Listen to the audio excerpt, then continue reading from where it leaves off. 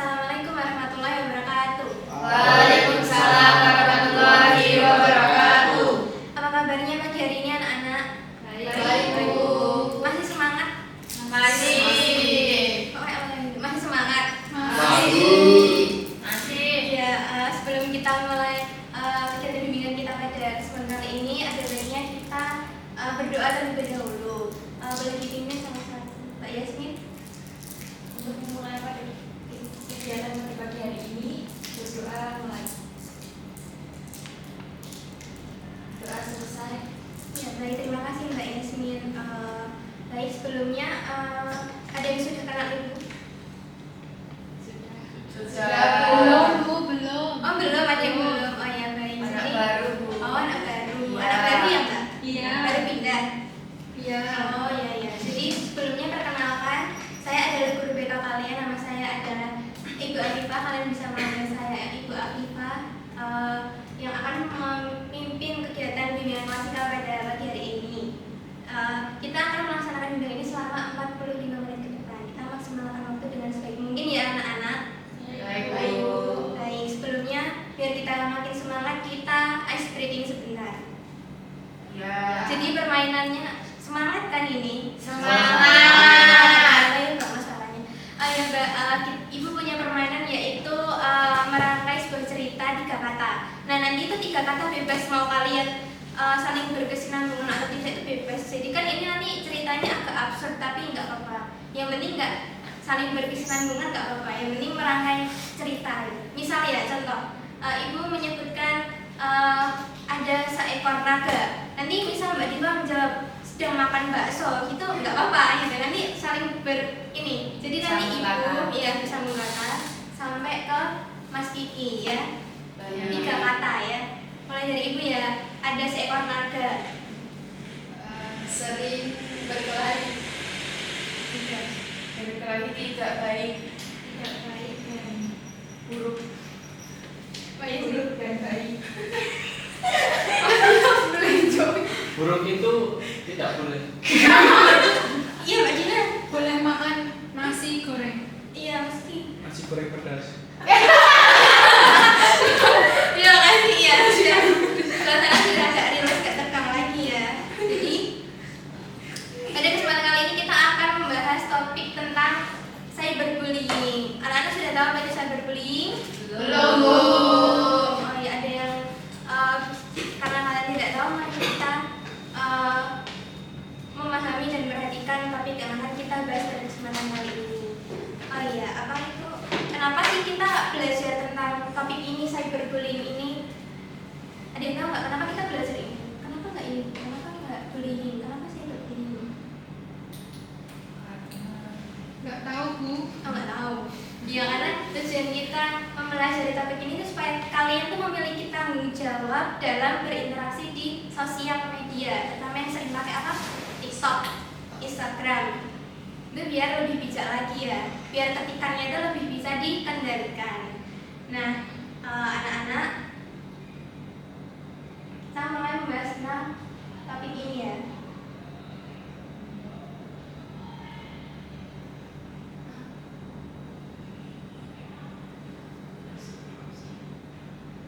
Ya, topik yang akan kita bahas pada kesempatan kali ini yaitu ada pengertian cyberbullying, macam-macam cyberbullying, faktor, dampak, tanggapan, dan pencegahannya. What is cyberbullying? Apa itu cyberbullying? Cyberbullying menurut Ilyas dan Vera adalah suatu tindakan yang ditujukan kepada seorang melalui pesan teks, email, pesan gambar, atau video yang bertujuan untuk mengolok-olok, memaki, dan mengancam. Jadi cyberbullying ini ditujukan kepada seorang untuk mengintimidasi, mengancam seorang tersebut. Medianya itu bisa apa saja?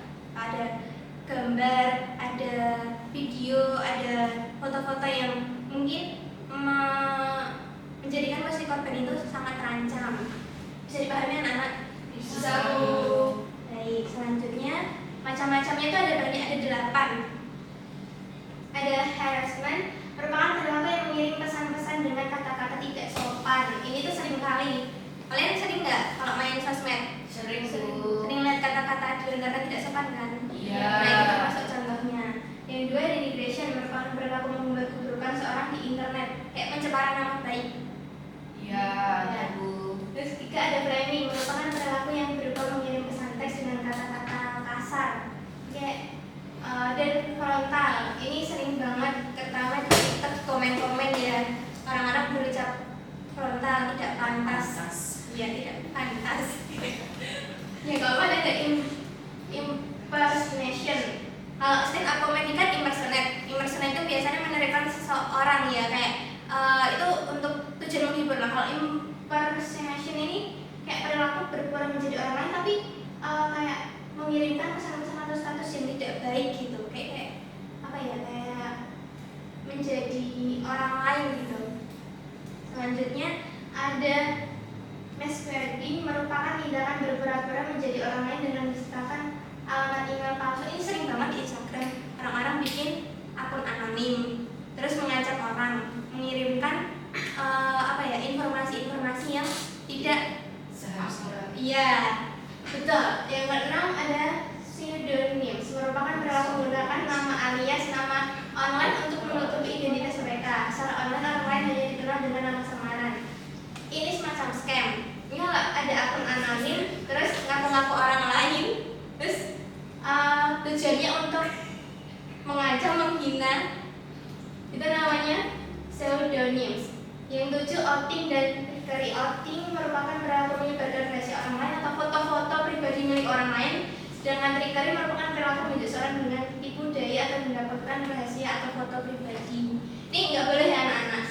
Penting bagi kalian untuk mengecek informasi terlebih dahulu. Oh ini fotonya benar nggak sih yang disebar? Oh ini videonya benar nggak sih yang disebar? Yang terakhir ada cyberstalking, merupakan perilaku mengganggu dan mencemarkan nama baik seorang secara intens sehingga membuat ketakutan besar pada orang tersebut. Selanjutnya faktor cyberbullying itu ada dua ya anak-anak, ada faktor internal dan faktor eksternal. Faktor internalnya yaitu faktor dari dalam diri ya, dari dalam diri yaitu salah satunya adalah kurangnya rasa bersalah atau ketidaktahuan bahwa tindakan tersebut melanggar hukum. Selain itu, emosi seperti kecemburuan, dendam, sakit hati dan kecewaan juga dapat memicu perilaku ini. Selanjutnya ada faktor eksternalnya, yaitu pengaruh dari luar seperti perkembangan teknologi, kemajuan teknologi komunikasi. Sekarang kan kalau kemajuan teknologi kan pesat banget ya. Orang kan ada nggak ngecek ini informasi itu benar nggak, tapi kayak langsung disebar begitu aja kan. Nah itu faktor eksternalnya dapat berkontribusi pada munculnya perilaku cyberbullying. Bisa dipahami anak-anak? Bisa Bu. Bisa dipahami? Bisa. Semangat. Bisa Bu. Bisa. Baik. Dampaknya ada 4. Ini dampak bagi korban. Biasanya korban bullying cenderung mengalami tekanan psikologis. Ini paling signifikan, psikologis, nggak fisik ya, tapi secara psikis ini sangat berdampak bagi korban. Yang pertama adanya tekanan mental karena korban dapat diintimidasi kapan aja. Kalau bullying kan bisa di sekolah, bisa di lingkungan rumah. Kalau kalian main sama teman kan bisa di rumah. Nah kalau cyberbullying kan dalam satu genggaman kalian bawa kemana aja HP-nya. Nah kalian bisa diintimidasi nih dari sini, dapat notif-notif spam yang mengganggu atau mengintimidasi kalian kan. Nah, 2 rasa malu yang berlebihan. Nah, dan ketidakberdayaan. Nah, korban tuh bisa aja jadi jarang masuk sekolah atau mengurung diri karena dia menanggung rasa malu. Lalu yang ketiga, gangguan kecemasan, depresi. Nah, ini biasanya korban kan merasa malu itu lalu punya pikiran-pikiran yang mengarah pada negatif atau kayak misal ingin mengakhiri diri sendiri. Itu sangat berdampak bagi psikisnya. Jadi penting bagi kita untuk menjaga ini ya, ketika di sosial media atau mengeluarkan informasi dulu sebelum kita menyebarkan suatu informasi. Lalu yang keempat, resiko tinggi terhadap, nah ini tadi yang kita bahas, terhadap percobaan bunuh diri. Hal ini terjadi karena korban merasa tidak memiliki tempat yang aman untuk berlindung, karena dia nggak punya tempat untuk mungkin berbagi cerita atau mengadu, karena dia bingung lapor ke siapa ya, atau aku malu kalau mau lapor ke guru BK, aku malu kalau lapor ke orang tuaku. Dia jadi kependam sendiri, terus dia punya pikiran-pikiran negatif yang ada percobaan bunuh diri. Lalu bagi pelaku juga ada, yaitu dampaknya ada ketergantungan pada identitas anonim. Ini yaitu untuk menunjukkan adanya kekuasaan yang dimiliki. Dia merasa pelaku tuh berpower untuk mengintimidasi korban. Jadi dia merasa nggak diawasi siapapun, jadi seenaknya sendiri untuk mengintimidasi korban lewat sosial media. Lalu yang kedua, kurangnya kontrol emosi dan kesadaran moral. Dan pelaku cyberbullying ini nggak sadar sama dirinya sendiri kalau dia tuh berbuat salah, apalagi sudah melewati batasan. Lalu yang ketiga, dalam jangka panjang pelaku dapat mengalami kesulitan dalam hubungan sosial. Bagaimana Bu tanggapan dan pencegahannya? Ada 5 ya. Yang pertama itu mengedukasi tentang bahaya cyberbullying. Yang kedua, mendorong pelaporan. Yang ketiga, mengajarkan etika digital. Yang keempat, memberikan dukungan. Dan kelima itu hukum dan konsekuensi. Oh iya, kalian pernah nggak di dunia nyata pernah nggak menemui semacam cyberbullying? Pelakunya atau korbannya pernah nggak di real life? Di lingkungan sekitar kalian mungkin? Belum atau tidak? Tidak dan jangan pernah. Oh iya, nanti belum dan tidak. Ya. Nah, sebelum sosial media atau berselancar ke dunia digital, sebelumnya kita think before you post. Ini adalah poster yang membantu kita menganalisis apa aja sih yang harus kita lakukan sebelum kita berselancar ke sosial media atau platform-platform digital lainnya. Yang pertama itu ada true atau benar. Apakah informasi ini benar? Pastikan apa yang Anda sampaikan didasarkan pada fakta. Jadi kalau mau cross check informasi, mau disebar atau mau diposting, itu pastikan itu informasinya benar atau tidak. Lalu ada helpful. Apakah hal ini akan membantu orang lain? Pikirkan apakah pesan tersebut memberikan solusi atau justru hanya menambahkan berpikiran. Lalu ada inspiring atau menginspirasi. Apakah ini akan menginspirasi atau memotivasi? Jadi postingan ini tuh sebelum kalian sebar atau diposting tuh kayak ini tuh postingannya memotivasi nggak sih, atau justru menjadi membuat orang lain tuh merasa rendah diri atau kayak merasa down gitu kan. Lalu necessary atau penting, apakah ini perlu disampaikan? Nah, kalau kalian mau menyebarkan informasi atau mengupload sesuatu tuh pastikan ini tuh penting nggak sih buat diupload atau buat sekedar membuat tren-tren yang tidak perlu di sosial media kan. Lalu baik, apakah ini disampaikan dengan cara yang baik dan sopan? Nah, penting bagi kalian untuk memposting kata-kata yang baik-baik, yang bijak di sosial media. Nggak perlu pakai kata-kata yang kurang pantas ya. Bisa dipahami anak-anak? Bisa, Bu. Ya. Baik. Selanjutnya Ibu ada sebuah ilustrasi, kita diskusi bersama ya. Di sini kan ada bisa dibacakan Mbak Eda. Dalam grup WhatsApp kelas tanpa guru, beberapa siswa mulai mengirim foto Rina yang sedang tidur di kelas dengan mulut terbuka. Foto tersebut dijadikan stiker dengan tulisan kasar. Anggota grup lain menertawakannya, sementara Rina yang ada di grup tersebut hanya diam dan tidak berani membalas. Nah, kalau kalian jadi admin grup misal atau ketua kelas di kelas tersebut, kalian apa yang akan kalian lakukan? Boleh kalau menjawab angkat tangan ya. Apa yang mau kalian lakukan kalau kalian admin grup atau ketua kelas? Iya Mbak Diva, apa? Mungkin saya akan menghapusnya, Bu. Kan saya aktif, jadi saya ada akses untuk menarik misalnya stiker. Ya boleh menghapus foto tersebut. Ada lagi? Saya, Bu. Iya Mbak Dina boleh. Mungkin apabila saya jadi admin di grup tersebut bisa menegur atau memberitahu kalau sebaiknya tidak melakukan hal tersebut karena bisa merugikan orang lain. Iya betul sekali. Jadi kita bijak-bijak ya dalam menggunakan handphone kita ya untuk tidak menyebarkan informasi tidak benar atau foto-foto yang tidak pantas ya.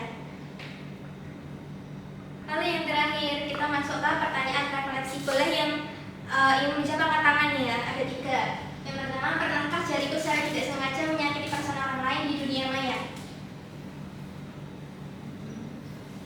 Siapa yang mau menjawab?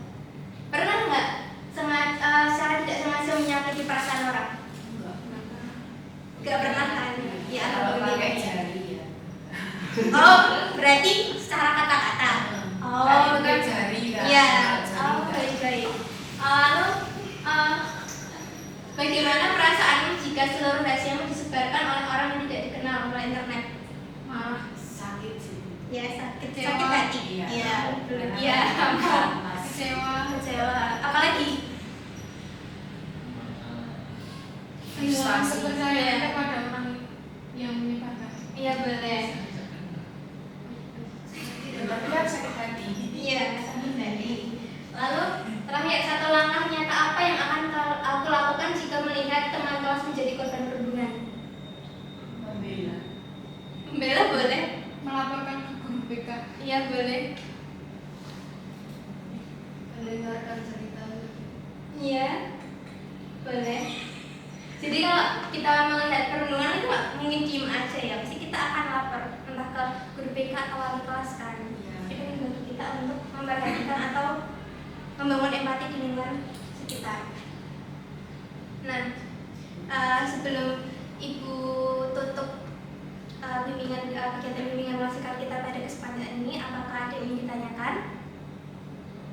Tidak, Bu. Tidak. Baik. Sebelumnya Ibu ingin membagikan beberapa soal ini lembaga peserta didik kan bisa isi ada diisi dengan nama atau dan kelas ya. Di sini kan ada beberapa pertanyaan, ada 2 lembar. Nah, 2 lembar. Nah, kalian bisa. Jadi nanti kalian supaya bisa memahami aku paham nggak sih tadi yang disampaikan oleh guru BK saya tadi. Kalian bisa isi, dikumpulkan besok di meja saya ya. Bu.